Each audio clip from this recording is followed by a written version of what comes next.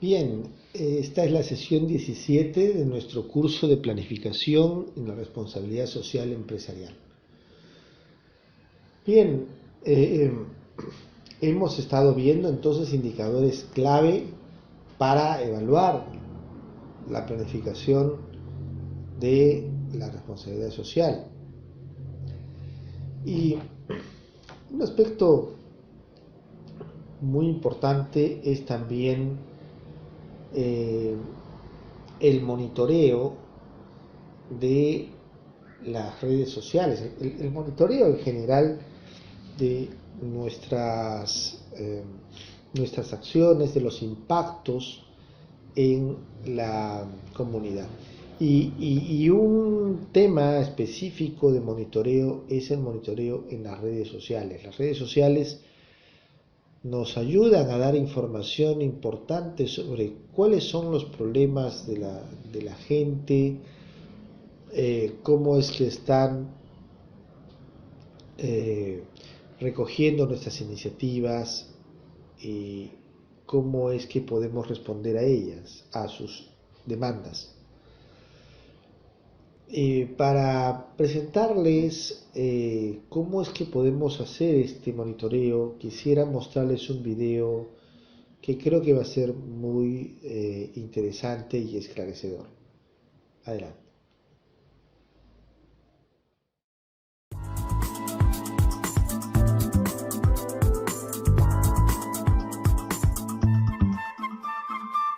Ahora lo que vamos a estudiar un poco por encima es lo que es la monitorización. Entendiendo esta, pues lo que sería medir o analizar pues las redes sociales o una web, en nuestro caso pues las redes sociales. Y ya que es muy importante saber qué o qué tenemos que medir y que la medida sea correcta, ya que se podrán obtener conclusiones importantes pues para tomar diferentes decisiones respecto a nuestra red. Con lo cual tendremos que cada red social tiene sus propias métricas y su sistema de estadísticas, es decir, tendremos que conocer bien las características de las redes en cuanto a los datos que nos ofrecen, pues para poder analizarlas correctamente, ya que en algunos casos pues estos datos pueden ser bastante numerosos. Entonces, pues por ejemplo, vamos a ver algunos de los elementos de la web 2.0, redes sociales, pues donde es más fácil de medir o son bastante sencillas estas métricas. Luego ya, pues en algunos casos son más complicadas y bueno, y normalmente nos encontraremos también bueno, pues con software que nos ayudará a realizar estas medidas y que obtendrán los datos. Aunque en la mayoría de los casos este software, pues digamos que aunque es gratuito, solo son gratuitas las opciones más básicas. En cuanto queremos ya un análisis más detallado, pues normalmente para obtener estos datos hay que pagar. Entonces, bueno, por un lado, por ejemplo, los blogs, los cuales también pues, podríamos utilizar, por ejemplo, con una finalidad educativa, nos vamos a fijar en una serie de indicadores, como pueda ser pues, el número de visitas. En la mayoría de herramientas de blog, ya sea Blogger o WordPress, suelen tener pues, widgets o módulos pues, para obtener estas estadísticas, o incluso podemos asociarle pues, Google Analytics y pues, obtener de ahí pues, bastantes datos. Pues en este caso, por ejemplo, el número de visitas. El bounce rate o tasa de rebote, esto es importante. El rebote se refiere a aquellas personas o accesos a una página web que solo van a una página y la cierran, es decir, están pocos segundos en esa página. Normalmente unos 30 segundos. Es decir, accesos pues, que realmente no deberían de contar porque es alguien pues, que se ha equivocado o ha visto enseguida la página y ya ha visto que no le interesaba. Para hacer obtener esta tasa existe la fórmula que se ve abajo, donde el TV pues, se refiere al número de visitas que solo han visitado una página frente al número de visitas totales. Con lo cual, cuanto más pequeño sea este número, podríamos decir que más calidad tendrá esa página web porque, o en este caso ese blog, ya que menos personas han salido en menos de 30 segundos, con lo cual han navegado y han pasado a más de una página dentro de la propia web. Y luego, pues el origen de las visitas también puede ser interesante, ver la nacionalidad, ver pues incluso si esas personas han buscado, por ejemplo, en un buscador, o vienen referenciadas de otro blog o de otra web, o simplemente ya conocían la URL y han ido directamente a este blog. Con todos estos datos pues se pueden sacar muchas estadísticas y sobre todo conclusiones.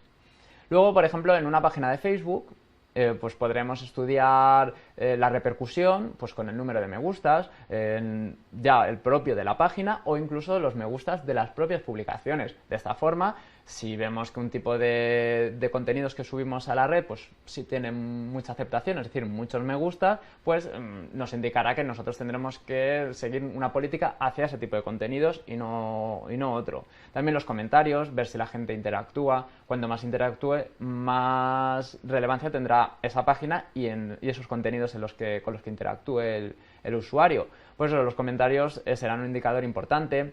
Las personas que han visto la publicación, esto es una opción que nos da las estadísticas de las páginas de Facebook, y bueno, las propias estadísticas de la página que ya entrando en detalle pues nos dan incluso indicadores pues de el género de las personas que han entrado que forman parte de nuestra página, o por edades, por rango de edades, por nacionalidades, con lo cual de ahí se pueden sacar también bastantes estadísticas. Finalmente vamos a ver el caso de Twitter, donde también de una manera rápida podremos obtener indicadores como el de seguidores, pues es muy fácil de ver el número de seguidores que tenemos. Es importante también la relación entre el número de personas que seguimos y que nos siguen. Es decir, una página donde tiene muchos más seguidores, pues indica que es una página de éxito. Si nosotros seguimos a más personas de las que nos siguen, pues bueno, pues esa página lógicamente tendrá menos éxito. Luego también es muy importante porque podemos tener muchos seguidores, pero que luego estos, digamos, que no sean de calidad. Con esto lo que quiero decir es que sean seguidores que, no, por ejemplo, no están relacionados con el tema del que trata nuestro Twitter. Esto siempre pensando a nivel profesional. Con lo cual, será importante pues, las menciones que nos hagan. Si no hay interacción, pues esa página realmente solo va a ser como un muro que no sabemos siquiera si nos están leyendo. Los retweets que nos hagan o los favoritos. Con todo esto obtendremos muchos indicadores, nos ayudarán también a saber qué tweets tienen mayor aceptación y si realmente tenemos seguidores que son fieles a nuestros contenidos. Y luego, bueno, lo que comentaba aquí de perfil de seguidores, pues un poco me refería a esto con lo de calidad. Es decir, nosotros podemos estudiar, por ejemplo, qué personas nos siguen, ver si pues simplemente viendo su descripción, pues si son personas que están relacionadas con la temática, ya decía, del Twitter, de nuestra cuenta de Twitter, vamos. Con lo cual, pues si son personas, es una asignatura de matemáticas, si nos siguen muchos docentes de matemáticas, pues bueno, seguramente será un buen indicador. Si nos siguen personas que no tienen nada que ver con las matemáticas, no aportan nunca contenidos a nuestro curso, pues bueno, digamos que podemos tener muchos seguidores, pero no son de tanta calidad. Entonces, bueno, pues eso también depende del enfoque que queramos darle a nuestra cuenta. Si lo que nos importa es número de seguidores, o simplemente, pues bueno, en un caso de una asignatura, pues quizás solo nos interesa tener a nuestros alumnos y ya está. Entonces ya digo que, bueno, esto depende siempre de la finalidad que tengamos con la red social.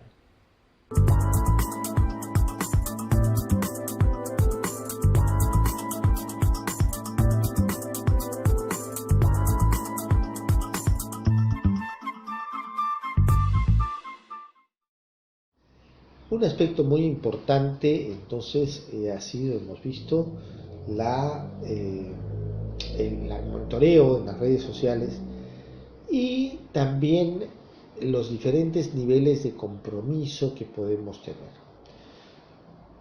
Un nivel de compromiso es el compromiso con la no discriminación y la promoción de la equidad racial. Vamos a llamarla equidad racial cuando en realidad nos referimos a la equidad sociocultural de alguna manera, ¿no? Por ejemplo, en una primera etapa simplemente seguimos la legislación vigente. Muy bien, la entidad no se hace problemas, adopta los procedimientos que se han indicado, no, no tiene una política de discriminación, no permite la discriminación, bueno, está bien, pero eso es una etapa inicial. ¿Qué pasaría si además de eso realiza, por ejemplo, un censo para evaluar las políticas respecto a equidad racial? Y de acuerdo a ello, planifica acciones para reforzar las campañas de concientización y así revertir prácticas que vayan en contra de este compromiso respecto a la diversidad. Entonces, de esta manera, pues se puede ya conocer las prácticas de discriminación. Muchas veces nuestras prácticas de discriminación están asociadas pues a comportamientos cotidianos, ¿no? Entonces, una etapa interesante es cuando la entidad, la organización detecta estos problemas, estas fallas, ¿no? Y las denuncia, ¿no? Bien, pero ¿qué pasa si además de eso asume un compromiso público para promover la equidad? Es decir, no solamente denuncia las propias prácticas de la organización que van contra que son discriminadoras, sino que además hace un compromiso público, ¿no? Se expresa, la entidad, la organización se expresa para promover la equidad. Vean ustedes qué importante que es eso si se trata de una entidad educativa. Una universidad, por ejemplo, es una organización y la universidad tiene que asumir un compromiso frente a situaciones discriminadoras. Si conoce de un caso público fuera de la universidad, tiene que pronunciarse. Es importante que se pronuncie a nivel de los alumnos, de los docentes, ¿no? Un colegio también es una organización, tiene por supuesto grupos de interés, stakeholders. Qué importante que el compromiso, que el colegio asuma una postura crítica contra la discriminación y promueva claramente la equidad, ¿no? Las ciudades grandes del Perú, como Trujillo, por ejemplo, recibe lógicamente una migración, no solamente, bueno, hay una migración internacional que estamos recibiendo, ¿no? Trujillo está captando mucha población de Colombia, Venezuela, pero también hay población andina que baja a la ciudad en busca de mejores horizontes, población selvática. Entonces, esa población se integra a la población de la ciudad y, pues, lógicamente forma parte de la comunidad. Las entidades, las empresas no pueden ser ajenas a este proceso. Y en este proceso puede haber situaciones de discriminación, porque el otro es diferente al grupo y entonces pues lo discriminamos porque habla diferente, porque tiene otras manifestaciones culturales, en fin, porque se viste distinto, lo que fuera. Y eso genera discriminación. Entonces, es importante que la entidad se pronuncie en contra de la discriminación y además promueva claramente la equidad. Además, imagínense ustedes ya en una etapa mucho más avanzada, que la entidad promueva el desarrollo, el coaching de diferentes, sus diferentes eh, componentes, ¿no? Eh, tanto en el interior como el exterior de la organización. Es decir, la entidad establece talleres, establece mecanismos de diálogo, de manera que nadie se sienta discriminado, ¿no? Podemos hablar de discriminación étnica, social, pero también hay otro tipo de discriminación. Por ejemplo, la discriminación hacia las mujeres, la discriminación hacia los ancianos, ¿no? La discriminación hacia los que no tienen las mismas capacidades. Si una entidad no promueve la inclusión de estas personas, está discriminando. Entonces, qué bueno que no solamente denuncie los problemas de discriminación, sino que se comprometa como pues promoviendo que se incentiven reuniones, que se expresen aquellos que se sienten discriminados, ¿no? Promoviendo que lo digan, que si hay alguien que se siente así, tiene todo el derecho de expresarse y decir, bueno, yo me siento discriminado. ¿Por qué? Por mi origen, por mi condición social, por mi sexo, por mi edad, ¿no? Por mis capacidades físicas, por lo que fuera, ¿no? Todos tenemos derecho a sentirnos integrados. Bien, y también, por supuesto, el tema de la equidad de género. Por ello, es importante que la organización se enfrente con nuestras propias prácticas cotidianas, como decía antes, nuestros prejuicios, ¿no? Y esto va desde respetar las normas, que también es lo más básico, lo más elemental, es respetar la Constitución, respetar las leyes, perfecto. Luchar contra el acoso, bueno, el acoso es un delito, ¿no? Entonces, luchar contra eso, muy bien, pero eso es lo más básico. Mucho mejor sería hacer un censo, hacer encuestas permanentemente y verificar si hay algunos casos de discriminación por sexo, por género, ¿no? Y además, mucho mejor todavía, es iniciar un compromiso público, de manera que no solo haya equidad de género dentro de la organización, sino también en el entorno, ¿no? Si se ha identificado que ese es un problema comunal, distrital, pues es algo frente a lo cual es importante luchar.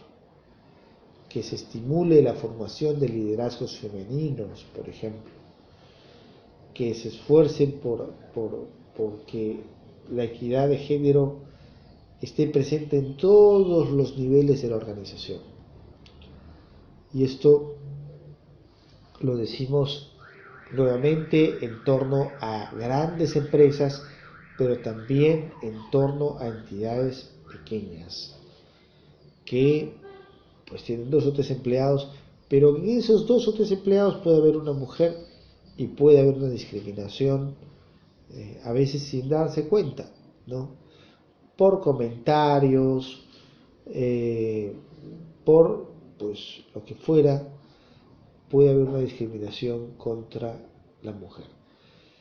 Bien, entonces estos son elementos importantes a tener en cuenta cuando evaluamos nuestra responsabilidad social, ¿no? Y hasta aquí entonces hemos visto indicadores que nos pueden ayudar a medir si la perspectiva de la responsabilidad social está presente efectivamente en nuestra acción, nuestra planificación. Bien, hasta aquí entonces esta parte de los indicadores.